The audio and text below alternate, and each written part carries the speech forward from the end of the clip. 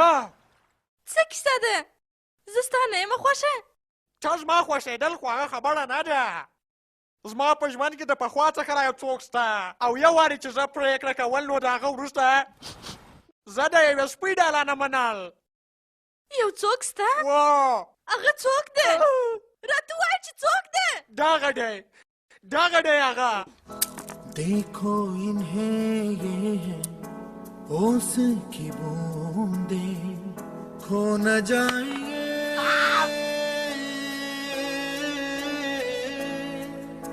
तारे जमीन पर. زما کوچنی ورور ډوډو په کشنوالي د چرګانو په مرض اخته کېدل نو د ده اعصاب خرابېدل. د هغه رئیس په منډکو بازۍ کول. د ده اعصاب خرابېدل.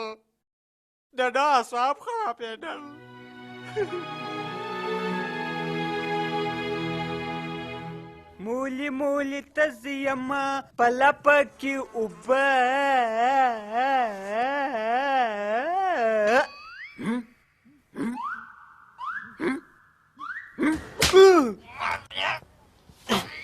د ده د یو مچ مړ کولو ارمان لا زه ورپوره کول. زه بېرېدل کیه په دې بېرېدل که زما پام زما د یوازني ورور څخه اوستل نو دا ډوډو بیا یو ځای ورکېدل. ډوډو پر ما ګران. توکیه نن تا زما په زړه کې نور هم ځای پیدا کړي. ستا ورور دلته دی. سلام. زه جوجو یم د دولال. دی بیا دلته څه کوي؟ زه نو څه خبر یم؟ څونه ښه. خو توکیه تا خو ویل چې دی زما یوازنی ورور دی. تا ښه ویل. دی مې رسمي یوازنی ورور دی او دی مې غیر رسمي بې ګټې یوازنی ورور دی. غیر رسمي؟ زما پلار د یوې بلې ښځې سره هم واده کول نو په هغه وخت کې دا تورپوستی دنیا ته راتلل.